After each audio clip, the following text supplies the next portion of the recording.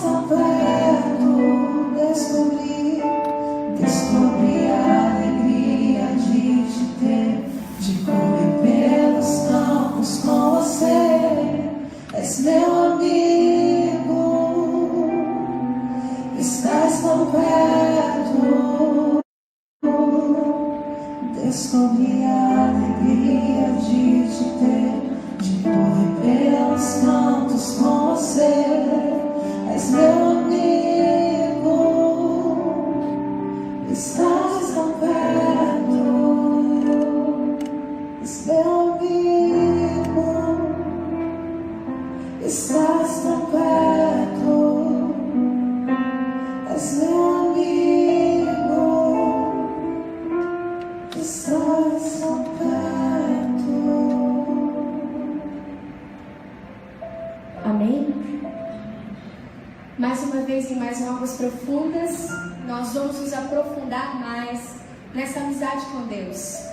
Nós vamos fazer com que Ele deixe de ser esse colega, essa pessoa que a gente conhece, fala quem é esse tal de Jesus, mas que a gente pode se aprofundar cada vez mais no amor dele. Amém?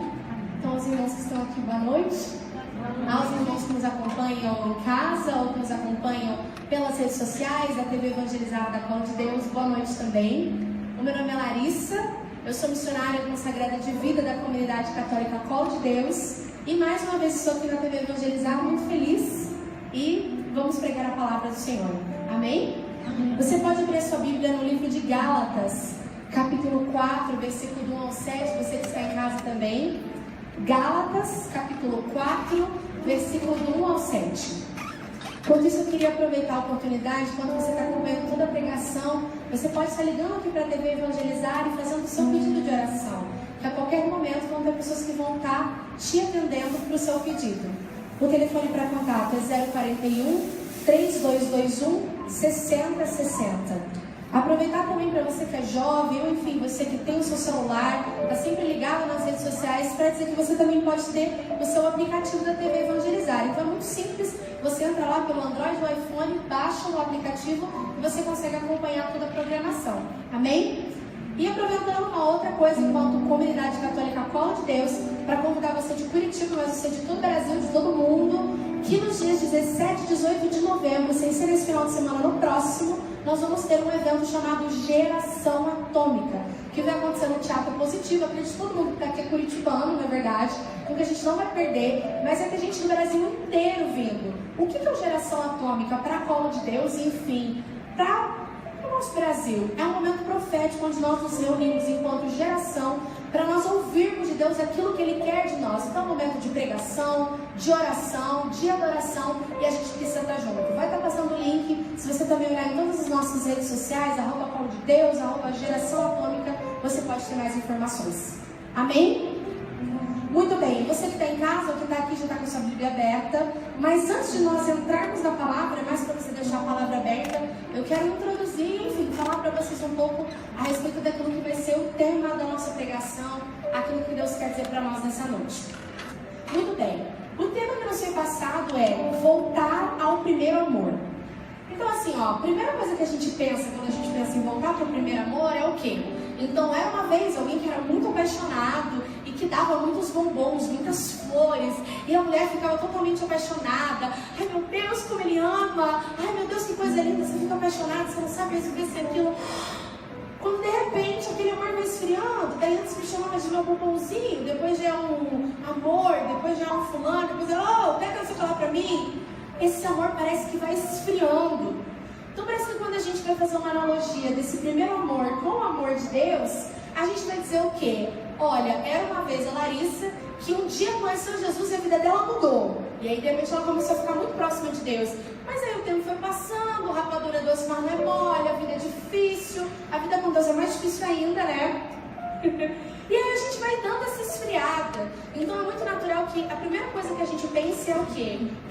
Esfriei do meu primeiro amor com Deus, então agora eu já não rezo mais como eu rezava, eu não vivo, eu não tenho mais aquele fogo de Deus. Antes eu levantava os braços, eu ficava rodando, era isso, aquele fogo. Agora o tempo passou e parece que é uma coisa mais, né? Parece que eu preciso fazer muito mais esforço para eu orar. Então é muito natural de que eu pense em voltar ao primeiro amor, queira dizer, preciso voltar às primeiras obras, preciso ter o mesmo ardor dentro do meu coração.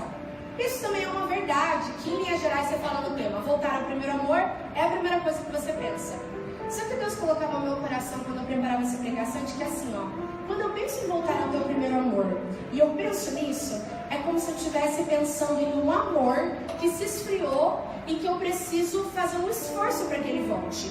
O que não é uma mentira. Eu preciso me esforçar nesse relacionamento, como a analogia de um relacionamento amoroso ou de uma amizade, alguma coisa assim.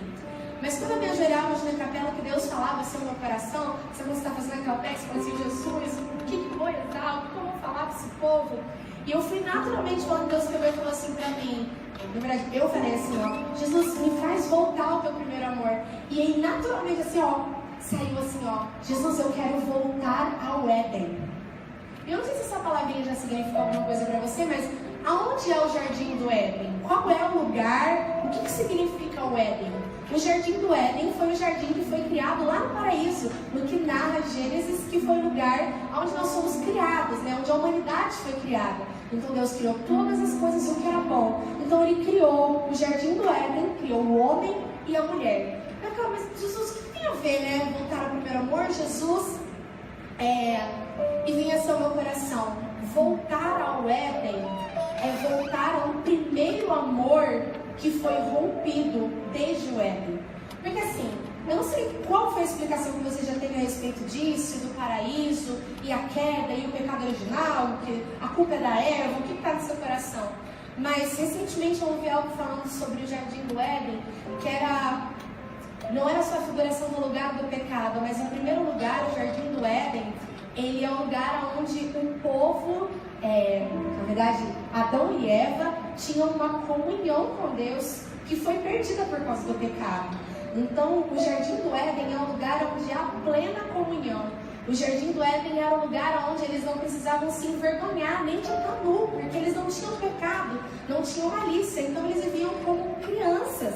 Sabe a criança que não tem inocência, que não tem malícia? A criança que depende do pai, a criança que não tem esses pensamentos porque ela se sente protegida, ela se sente cuidada. Então assim, quando Deus ele falava para mim hoje, ele dizia assim, filha, voltar ao Éden, na verdade, é voltar para o meu coração. Voltar ao Éden é voltar à dependência. Voltar ao Éden é voltar para a infância. Voltar para o Éden é voltar para mim. Então, acho que isso precisa estar muito claro assim no nosso coração quando a gente pensa no que Deus quer dirigir para nós hoje. Deus ele não está pedindo para que a gente só pense assim, esfriei na minha fé, não tenho mais a fé de antes, o que eu preciso fazer para voltar? E uma lista, eu vou me confessar, aí eu vou voltar a rezar o terço do dia, e aí eu vou ter que um conjunto de regras de coisas que eu vou fazer.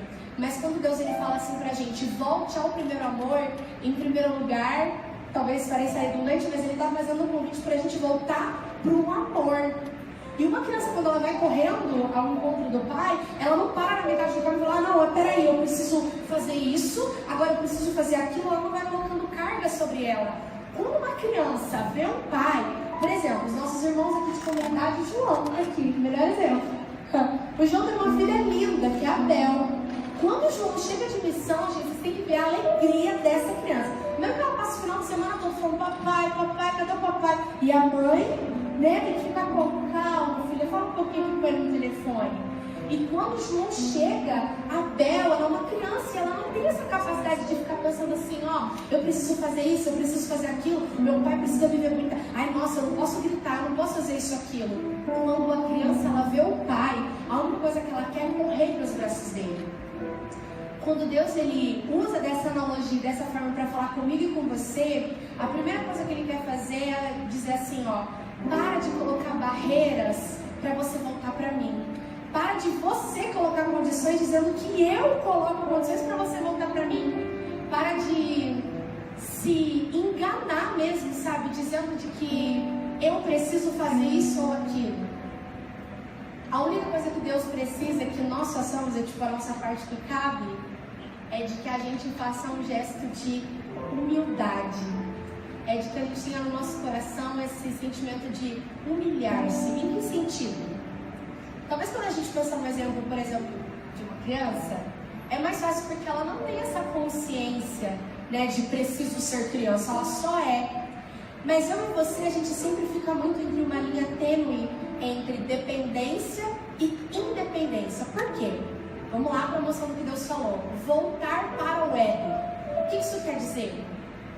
De que eles estavam vivendo no paraíso, debaixo dos cuidados do Pai, debaixo dos cuidados de Deus, e aí de repente Deus foi lá e só deu uma orientação para eles. Isso aqui é tudo de vocês.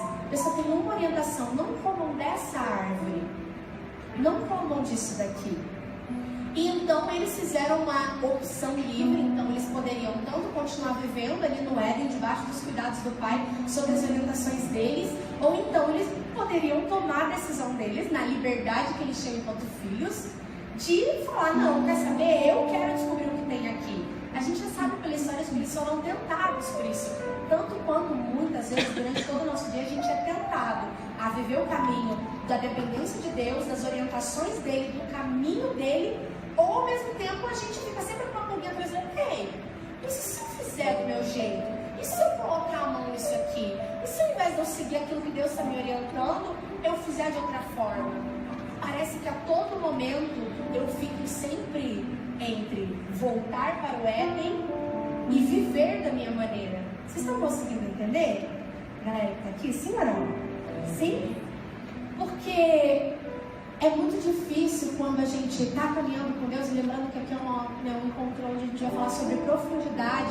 Eu acredito que todos os irmãos que estão aqui, quem nos acompanha, são pessoas que já estão buscando essa fé, essa caminhada com Deus.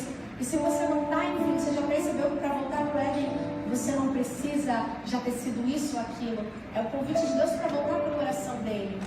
Mas de que a gente se encontra sempre nesse limite do agora, a partir de agora eu vou deixar Deus tomar as rédeas da minha vida. A partir de agora, parece que a gente vai vivendo cada vez mais e mais situações. Por exemplo, vida missionária é o melhor lugar para você viver isso. Falo que é mudança a todo momento. Esses dias eu mudei até dentro da minha própria casa, eu mudo de quarto, entendeu? Quando você está muito estabilizada, Deus olha e fala: não, eu mudo de quarto. Porque todas essas mudanças que acontecem na nossa vida, seja pelas decisões que nós tomamos ou porque Deus vai encaminhando elas, parece que desestabiliza a gente e sempre coloca a gente nesse mesmo caminho de: e agora? Eu vou tomar uma decisão, eu vou confiar em Deus, eu vou deixar Ele fazer Ele tocar o barco, ou deixa eu pensar aqui, deixa eu fazer um cálculo, eu vou fazer do meu jeito. Talvez na sua cabeça deve estar falando assim: mas Larissa, peraí, você não falou que era para voltar ao primeiro amor, daí agora você está falando de dependência, de independência. Por quê? Se voltar ao Éden, se o início do Éden era um lugar de plena comunhão com Deus, aonde eles se viam inteiramente ligados com o Pai, e dependendo do amor e do cuidado deles, eu não vou conseguir voltar ao primeiro amor e voltar ao Éden se eu não fizer primeiro uma avaliação sobre a minha vida, que é se, no fim das contas, eu, Larissa, você que está em casa, a gente que está aqui, eu estou fazendo um caminho de volta para o Éden, porque também não é assim. Às vezes a gente pensa: nossa, a partir de agora eu vou depender completamente de Deus, mas no meu dia a dia, eu estou dando passos concretos de: eu posso decidir isso aqui, eu posso fazer isso aqui com as minhas próprias mãos, eu posso deixar isso aqui debaixo dos cuidados de Deus. Será que de pouco em pouco a gente está voltando para o Éden, ou de pouco em pouco a gente está se afastando cada vez mais do caminho? Deus, Ele quer ser didático com a gente. Eu não sei você, mas às vezes eu tenho dificuldade de entender as coisas, sabe? Eu preciso falar bem direitinho. Então, o primeiro questionamento que a gente precisa fazer hoje é: quando eu olho para a minha vida e eu me vejo chamada ao amor de Deus, eu vejo que Ele me chama a uma plena comunhão com Ele, como o meu coração se encontra? O meu coração se encontra voltando para o Éden, voltando para a comunhão, voltando para a dependência, ou quanto mais o tempo passa, mais eu me vejo tomando decisões sozinhas? Por quê? Talvez muitos de nós que estamos aqui, estamos assistindo, sejamos pessoas já há muito tempo de caminhada. Me parece que quanto mais o tempo passa, a gente aprende muita coisa sobre Deus, então as coisas parece que a gente conhece. Eu me lembro que teve uma vez que eu ouvi um sacerdote dizendo de que se no caminho da vida humana, vida normal, quanto mais adulto eu sou, mais independente eu sou, na via espiritual é o contrário. Quanto mais o tempo passa, mais dependente de Deus eu sou. Você conseguiu entender a diferença? Santa Teresinha do Menino Jesus, doutora da igreja, ela é aquela que vai nos falar a respeito da doutrina da infância espiritual. Que é esse caminho onde quanto mais eu vou voltando para o coração de Deus, quanto mais eu vou confiando nesse amor dele, principalmente nesse amor de pai, porque quando Deus se encontrava com Adão e Eva, ele estava como Deus criador, mas ele estava também como Deus pai, sabe? Quanto mais o tempo vai passando, segundo essa doutrina, mais eu vou vivendo esse caminho, mais eu vou vivendo muitos processos como, a princípio, a renúncia do entendimento. Então, eu não estou entendendo muito bem o que está acontecendo, mas eu confio que meu pai está comigo. Eu confio de que se eu sou uma criança, se eu cair, ele vai me acudir. Eu confio de que ele vai me dar comida. Eu confio de que ele vai me limpar. Eu confio de que ele está comigo. Então, assim, mais uma vez para a gente poder refletir, a gente poder avançar. Quando eu olho para a minha vida hoje, eu me vejo avançando num caminho de dependência, ou eu vejo que o tempo passa, eu estou ficando maduro demais na minha fé e eu estou caminhando para a independência. Até aqui, amém? Amém. Vamos ler então a palavra de Gálatas, capítulo 4, versículo do 1 ao 7, que nós já havíamos pegado. A minha Bíblia ela é Jerusalém, talvez a sua seja Ave Maria, mas algumas palavrinhas são diferentes, mas tá tudo bem, tá bom? A palavra diz assim, versículo 1. Ora, eu digo, enquanto o herdeiro é menor, embora dono de tudo, em nada difere de escravo. Ele fica debaixo de tutores e curadores até a data estabelecida pelo pai. Assim também, nós quando éramos menores, estávamos reduzidos à condição de escravos, debaixo dos elementos do mundo. Quando, porém, chegou a plenitude do tempo, enviou Deus o seu Filho, nascido de uma mulher, nascido sob a lei, para resgatar os que estavam sob a lei, a fim de que recebêssemos a adoção filial. E porque sois filho, enviou Deus aos nossos corações o Espírito do seu Filho, que clama, Abba, Pai, de modo que já não és escravo, mas filho, e se és filho, és também herdeiro, graças a Deus. Palavra do Senhor, graças a Deus. Dê um beijo na sua Bíblia.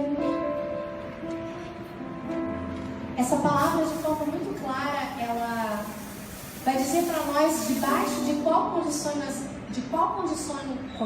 nós estávamos e o que aconteceu.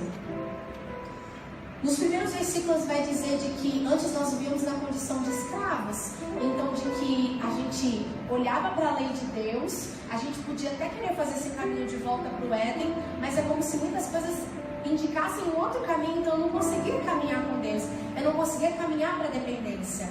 Então eu perdi esse elo de comunhão com Deus. E eu não sei se você já ouviu falar isso, mas eu acredito que com certeza de que Jesus ele é aquele que é a nova aliança. Então, se o pecado, se quando Adão e Eva decidiram não viver mais no Éden, não queriam mais viver debaixo dos cuidados de Deus, quando Jesus ele veio, quando Deus Pai enviou seu Filho Jesus, ele foi aquele que restabeleceu o elo, ele foi aquele que restabeleceu o vínculo. Então a palavra ela diz claramente isso, que quando Jesus veio, ele restabelece, a vida dele religa o nosso coração ao coração do Pai. E aí fala claramente, e como é que isso é feito? Através do Espírito Santo. O Espírito Santo em nós, a vida de Jesus, faz com que ele, você sabe que antes dele ir, ele envia, ele fala que vai enviar o Espírito Santo sobre nós, e o Espírito em nós, o Espírito Santo dentro de mim, de você, clama, Abba, Pai.